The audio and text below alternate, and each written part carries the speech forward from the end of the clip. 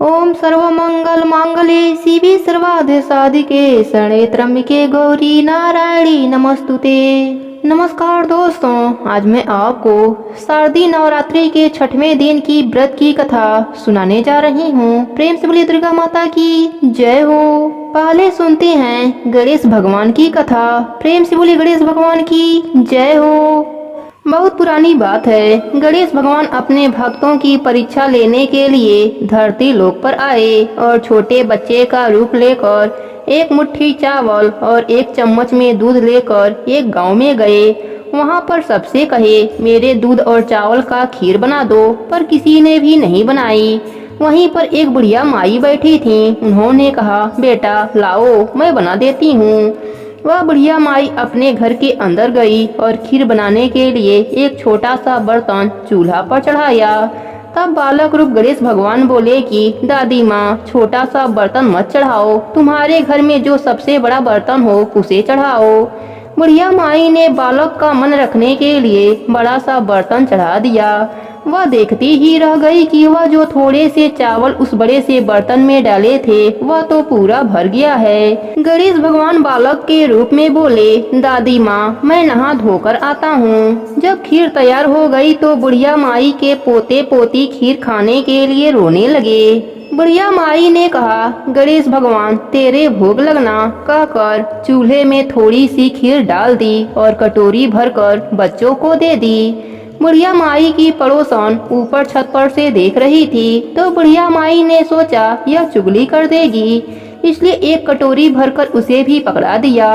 बेटे की बहू ने भी चुपके से एक कटोरी खीर ले जाकर खा ली और एक कटोरी चक्की के नीचे छिपा दिया।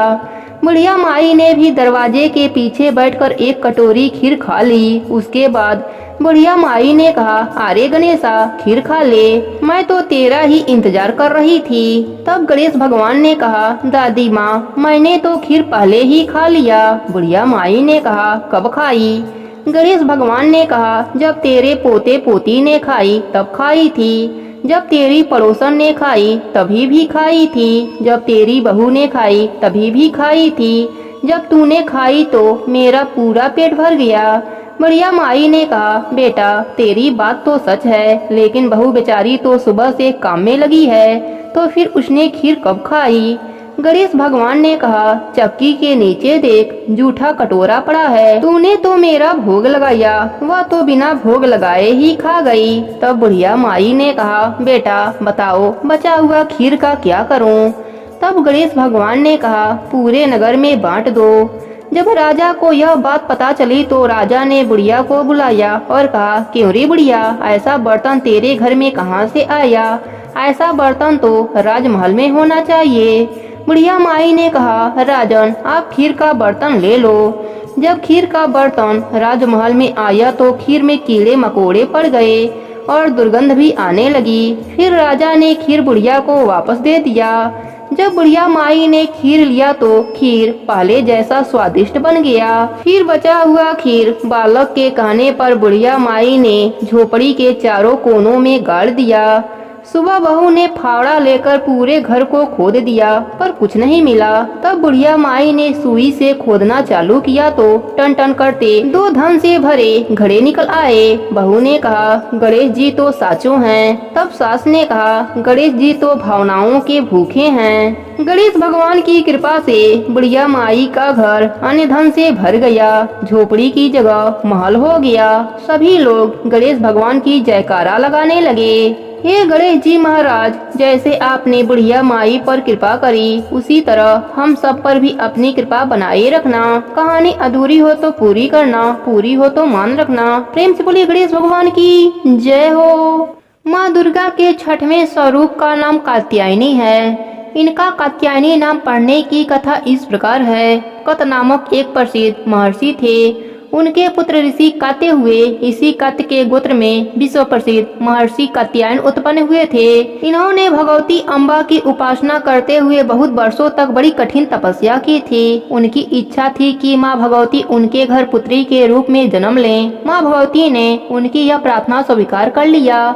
कुछ काल पश्चात जब दानव महिषासुर का अत्याचार पृथ्वी पर बहुत बढ़ गया, तब भगवान ब्रह्मा, विष्णु, महेश तीनों ने अपने अपने तेज का अंश देकर महिषासुर के विनाश के लिए एक देवी को उत्पन्न किया। महर्षि कात्यायन ने सर्वप्रथम इनकी पूजा की, इसी कारण से यह कात्यायनी कहलाई। ऐसा भी कथा मिलता है कि यह महर्षि कात्यायन के यहाँ पुत्री रूप से उत्पन्न हुई थीं। आश्विन कृष्ण चतुर्दशी को जन्म लेकर शुक्ल सप्तमी, अष्टमी तथा नवमी तक 3 दिन इन्होंने कात्यायन ऋषि की पूजा ग्रहण कर दशमी को महिषासुर का वध किया था। माँ कात्यायनी अमोद फलदायिनी हैं। भगवान कृष्ण को पति रूप में पाने के लिए ब्रज की गोपियों ने इन्हीं की पूजा कालिंदी यमुना के तट पर की थी। यह ब्रजमंडल की अधिष्ठात्री देवी के रूप में प्रतिष्ठित हैं। इनका स्वरूप अत्यंत ही भव्य और दिव्य है। इनका वर्ण सोने के समान चमकीला और भास्कर है। इनकी 4 भुजाएं हैं। माता जी का दाहिनी तरफ का ऊपर वाला हाथ अभय मुद्रा में है तथा नीचे वाला वर मुद्रा में है। बाईं तरफ के ऊपर वाले हाथ में तलवार और नीचे वाले हाथ में कमल पुष्प सुशोभित है। इनका वाहन सिंह है। दुर्गा पूजा के 6वें दिन इनके स्वरूप की उपासना की जाती है। उस दिन साधक का मन आज्ञा चक्र में स्थित होता है। योग साधना में इस आज्ञा चक्र का अत्यंत महत्वपूर्ण स्थान है। इस चक्र में स्थित मन वाला साधक माँ कात्यायनी के चरणों में अपना सर्वस्व निवेदित कर देता है। परिपूर्ण आत्मदान करने वाले ऐसे भक्तों को सहज भाव से माँ कात्यायनी के दर्शन प्राप्त हो जाते हैं। माँ कात्यायनी की भक्ति और उपासना द्वारा मनुष्य को बड़ी सरलता से अर्थ, धर्म, काम, मोक्ष चारों फलों की प्राप्ति हो जाती है। वह इस श्लोक में स्थित रहकर भी अलौकिक तेज और प्रभाव से युक्त हो जाता है। उसके रोग, शोक, संताप, भय आदि सर्वथा विनष्ट हो जाते हैं। जन्म जन्मांतर के पापों को विनष्ट करने के लिए माँ की उपासना से अधिक सुगम और सरल मार्ग दूसरा नहीं है। इनका उपासक निरंतर इनके सानिध्य में रहकर परम पद का अधिकारी बन जाता है। अतः हमें सर्वतोभाव से माँ के शरणागत होकर उनकी पूजा उपासना के लिए तत्पर होना चाहिए। प्रेम से बोलिए कात्यायनी माता की जय हो। अब सुनते हैं दुर्गा सप्तशती के 11वें अध्याय की कथा। ऋषि कहते हैं, देवी के द्वारा वहाँ महादैत्यपति सुम के मारे जाने पर इंद्र आदि देवता अग्नि को आगे कर उन कात्यायनी देवी की स्तुति करने लगे। उस समय अभिष्ट की प्राप्ति होने से उनके मुख कमल दमक उठे थे और उनके प्रकाश से दिशाएं भी जगमगा उठी थीं। देवता बोले, शरणागत की पीड़ा दूर करने वाली देवी हम पर प्रसन्न हो। संपूर्ण जगत की माता प्रसन्न हो। विश्वेश्वरी, विश्व की रक्षा करो। देवी, तुम ही चराचर जगत की अधीश्वरी हो। तुम इस जगत का एकमात्र आधार हो, क्योंकि पृथ्वी रूप में तुम्हारी ही स्थिति है। देवी, तुम्हारा पराक्रम अलंघनीय है। तुम ही जल रूप में स्थित होकर संपूर्ण जगत को तृप्त करती हो। तुम अनन्य बल संपन्न वैश्वी शक्ति हो। इस विश्व की कारण भूता परामाया हो। देवी, तुमने इस समस्त जगत को मोहित कर रखा है। तुम ही प्रसन्न होने पर इस पृथ्वी पर मोक्ष की प्राप्ति कराती हो। देवी, संपूर्ण विद्याएं तुम्हारे ही भिन्न भिन्न स्वरूप हैं। जगत में जितनी स्त्रियां हैं वे सब तुम्हारी ही मूर्तियां हैं। जगदम्बा, एकमात्र तुमने ही इस विश्व को व्याप्त कर रखा है। तुम्हारी स्तुति क्या हो सकती है। तुम तो शोषण करने योग्य पदार्थों से परे एवं पराबाड़ी हो। जब तुम सर्वस्वरूपा देवी स्वर्ग तथा मोक्ष प्रदान करने वाली हो, तब इसी रूप में तुम्हारी स्तुति हो गई।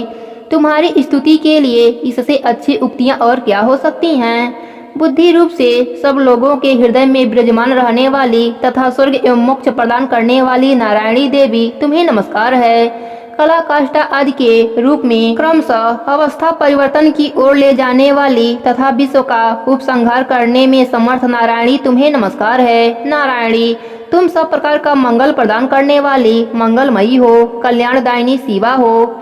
सब पुरुषार्थों को सिद्ध करने वाली शरणागत वत्सल्या, 3 नेत्रों वाली एवं गौरी हो। तुम्हें नमस्कार है। तुम सृष्टि पालन और संहार की शक्ति भूता सनातनी देवी, गुणों का आधार तथा सर्वगुणमयी हो। नारायणी, तुम्हें नमस्कार है। शरण में आए हुए दीनों एवं पीड़ितों की रक्षा में संलग्न रहने वाली तथा सबकी पीड़ा दूर करने वाली नारायणी देवी, तुम्हें नमस्कार है। नारायणी, तुम ब्रह्माणी का रूप धारण करके हंसों से जुते हुए विमान पर बैठती तथा कुश मिश्रित जल छिड़कती रहती हो। तुम्हें नमस्कार है। महेश्वरी रूप से त्रिशूल, चंद्रमा एवं सर्प को धारण करने वाली तथा महान वृक्ष की पीठ पर बैठने वाली नारायणी देवी तुम्हें नमस्कार है। मोरों और मृगों से घिरी रहने वाली तथा महाशक्ति धारण करने वाली कौमारी रूप धारणी निष्पापे नारायणी तुम्हें नमस्कार है। शंख चक्र गदा और सांग धनुष रूप उत्तम आयुधों को धारण करने वाली वैष्णी शक्ति रूपा नारायणी तुम प्रसन्न हो, तुम्हें नमस्कार है। हाथ में भयानक महाचक्र लिए और ढाढ़ों पर धरती को उठाए वाराही रूप धारणी कल्याणमयी नारायणी तुम्हें नमस्कार है। भयंकर निरसिंह रूप से दैत्यों के वध के लिए उद्योत करने वाली तथा त्रिभुवन की रक्षा में संलग्न रहने वाली नारायणी तुम्हें नमस्कार है। मस्तक पर किरीट और हाथ में महावज्र धारण करने वाली सहस्त्र नेत्रों के कारण उदीप्त दिखाई देने वाली और वृत्तासुर के प्राणों का अपहरण करने वाली इंद्र शक्ति रूपा नारायणी देवी तुम्हें नमस्कार है। शिवदूती रूप से दैत्यों की महती सेना का संहार करने वाली भयंकर रूप धारण तथा विकट गर्जना करने वाली नारायणी तुम्हें नमस्कार है। दाढ़ों के कारण विकराल मुख वाली मुंडमाला से विभूषित मुंड मर्दनी चामुंडा नारायण देवी तुम्हें नमस्कार है। लक्ष्मी, लज्जा, महाविद्या, श्रद्धा, पुष्टि, स्वधा, ध्रुवा, महारात्रि तथा महाअविद्या रूपा नारायणी तुम्हें नमस्कार है। मेधा, सरस्वती, श्रेष्ठा, ऐश्वर्य रूपा, भूरे रंग की अथवा पार्वती, महाकाली, संयम परायण तथा सबकी अधीश्वरी नारायणी तुम्हें नमस्कार है। सर्व स्वरूपा सर्वेश्वरी तथा सब प्रकार की शक्तियों से संपन्न दिव्य रूपा दुर्गे देवी सब भयों से हमारी रक्षा करो, तुम्हें नमस्कार है। कात्यायनी, यह तीन लोचनों से विभूषित तुम्हारा सौम्य मुख सब प्रकार से भयों से हमारी रक्षा करे, तुम्हारा नमस्कार है। भद्रकाली, ज्वालाओं के कारण विकराल प्रतीत होने वाला अत्यंत भयंकर और समस्त असुरों का संहार करने वाला तुम्हारा त्रिशूल भय से हमें बचाए, तुम्हें नमस्कार है। देवी, जो अपनी ध्वनि से संपूर्ण जगत को व्याप्त करके दैत्यों के तेज को नष्ट कर देता है, वह तुम्हारा घंटा हम लोगों को पापों से उसी प्रकार रक्षा करे जैसे माता अपने पुत्रों की बुरे कर्मों से रक्षा करती हैं। चंडिके, तुम्हारे हाथों में सुशोभित खड्ग जो असुरों के रक्त और चर्बी से चर्चित है, हमारा मंगल करे, हम तुम्हारे नमस्कार करते हैं। देवी, तो प्रसन्न होने पर सब रोगों को नष्ट कर देती हो और कुपित होने पर मनोवांछित सभी मनोकामनाओं का नाश कर देती हो। जो लोग तुम्हारी शरण में जा चुके हैं उन पर विपत्ति तो आती ही नहीं।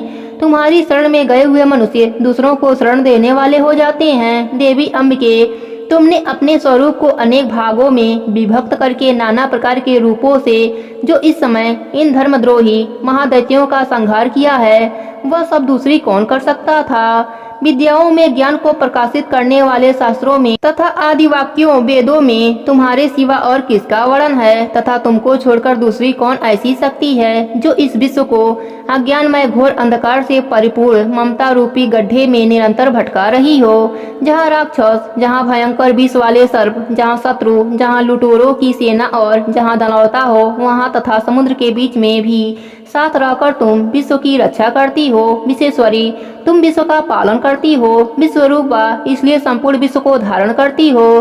तुम भगवान विश्वनाथ की भी बंदनी हो। जो लोग भक्ति पूर्वक तुम्हारे सामने मस्तक झुकाते हैं वे संपूर्ण विश्व को आश्रय देने वाले हो जाते हैं। देवी, प्रसन्न हो।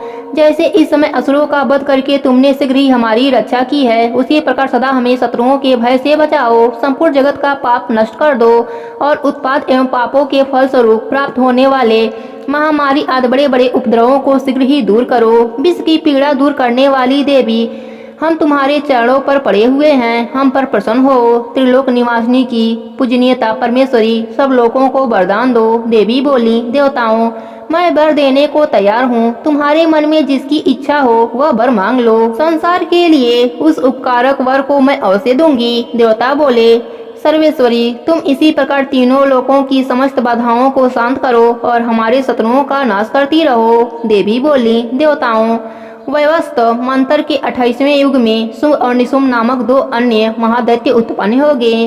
तब मैं नंदगोप के घर में उनकी पत्नी यशोदा के गर्भ से अवतरित हो विंध्याचल में जाकर रहूंगी और उक्त दोनों असुरों का नाश करूंगी। फिर अत्यंत भयंकर रूप से पृथ्वी पर अवतार ले मैं प्रचलित नाम वाले दानवों का वध करूंगी। उन भयंकर महादैत्यों को भक्षण करते समय मेरे दांत अनार के फूल की भांत लाल हो जाएंगे। तब स्वर्ग में देवता और मत्स्यलोक में मनुष्य सदा मेरी स्तुति करते हुए मुझे रक्तदंतिका कहेंगे। फिर जब पृथ्वी पर 100 वर्षों के लिए वर्षा रुक जाएगी और पानी का अभाव हो जाएगा, उस समय मुनियों के स्तवन करने पर मैं पृथ्वी पर आयोनीरा रूप से प्रकट हो जाऊंगी और 100 नेत्रों से मुनियों को देखूंगी। अतः मनुष्य शताक्षी इस नाम से मेरा कीर्तन करेंगे। देवताओं, उस समय मैं अपने शरीर से उत्पन्न हुए शाखों द्वारा समस्त संसार का भरण पोषण करूंगी। तब तक वर्षा नहीं होगी, तब तक वे शाख ही सबके प्राणी की रक्षा करेंगे। ऐसा करने के कारण पृथ्वी पर शांकभरी के नाम से मेरी ख्याति होगी। उसी अवतार में मैं दुर्गम नामक महादैत्य का वध करूंगी। इससे मेरा नाम दुर्गा देवी के रूप में प्रसिद्ध होगा। फिर मैं जब भीम रूप धारण करके मुनियों की रक्षा के लिए हिमालय पर रहने वाले राक्षसों का भक्षण करूंगी, उस समय जब मुनि भक्त से नतमस्तक होकर मेरी स्तुति करेंगे, तब मेरा नाम भीमा देवी के रूप में विख्यात होगा। जब अरुण नामक दैत्य तीनों लोकों में भारी उपद्रव मचाएंगे, तब मैं तीनों लोकों का हित करने के लिए 6 पैरों वाले असंख्य भ्रमणों का रूप धारण करके उस महादैत्य का वध करूंगी। उस समय सब लोग भ्रामरी के नाम से चारों ओर मेरी स्तुति करेंगे। इस प्रकार जब जब संसार में दानवी बाधा उपस्थित होगी, तब तब अवतार लेकर मैं शत्रुओं का संहार करती रहूंगी। यहीं पर 11वें अध्याय की कथा समाप्त होती है। प्रेम से बोलिए दुर्गा माता की जय हो। अब सुनते हैं दुर्गा माता की कथा। प्रेम से बोलिए दुर्गा माता की जय हो। बहुत समय पहले की बात है। मनोहर नगर में एक ब्राह्मण रहता था। उसकी एक पुत्री थी। वह ब्राह्मण अपने पुत्री का नाम सुमति रखा। ब्राह्मण की पुत्री बहुत ही सुंदर थी और संस्कारिक थी। वह ब्राह्मण माँ दुर्गा का अनन्य भक्त था। वह रोज माँ की पूजा व हवन करता था। ब्राह्मण जब भी पूजा व हवन करता था, उसकी पुत्री वहाँ उपस्थित रहती थी। एक दिन ब्राह्मण की पुत्री अपने सहेलियों के साथ खेलने चली गई। खेलते खेलते उसे ध्यान ही नहीं रहा कि उसे पूजा में जाना है। अपने पुत्री की इस गलती से ब्राह्मण नाराज हो गया। क्रोध करके ब्राह्मण अपने पुत्री से कहा, तुम आज माँ भगवती की पूजा में नहीं आई। मैं तुमसे रुष्ट हूँ। अब मैं तुम्हारा विवाह किसी गरीब और कुष्ठ रोगी से कर दूंगा। यह बात सुनकर सुमति बहुत ही दुखी हुई। फिर उसने पिता से कहा, पिताजी, मैं आपकी पुत्री हूँ, आपकी अधीन हूँ। आप चाहे जिससे मेरा विवाह कर दें, पर होगा वही जो मेरे भाग्य में लिखा होगा। यह मुझे पूर्ण विश्वास है। जैसे आग में घी डालने से आग अधिक जलती है, वैसे ही अपनी पुत्री की यह बातें सुनकर ब्राह्मण का क्रोध और बढ़ गया और क्रोध में उस ब्राह्मण ने अपने पुत्री का विवाह एक कुष्ठ रोगी से करा दिया। और ब्राह्मण ने अपनी पुत्री को विदा करते हुए कहा, जाओ पुत्री, अपने पति के साथ जाओ, देखते हैं भाग्य के भरोसे तुम क्या कर सकती हो। वह कन्या ऐसा पति पाकर बहुत दुखी हुई, लेकिन उसने सोचा जो भाग्य में है उसे कोई नहीं बदल सकता।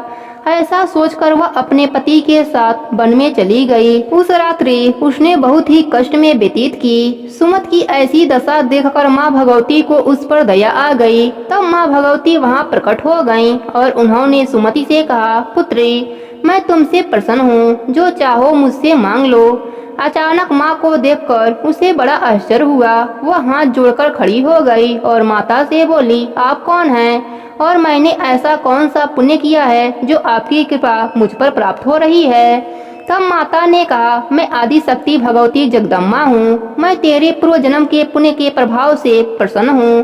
तुम्हें जो चाहिए मांग लो। फिर सुमति ने हाथ जोड़कर माँ से पूछा, मैं पूर्व जन्म में कौन थी और मैंने ऐसा क्या पुण्य किया था जिससे मुझे आपकी कृपा प्राप्त हो रही है। माता बोली, बेटी, तुम अपने पूर्व जन्म में निषाद और भील की पत्नी थी। तुम बहुत ही पतिव्रता थी और मुझ में आस्था रखने वाली थी। एक दिन तुम्हारे पति ने चोरी की, इस कारण राजा के सैनिक तुम्हारे पति के साथ तुम्हें भी ले गए और तुम दोनों को कारागार में डाल दिया।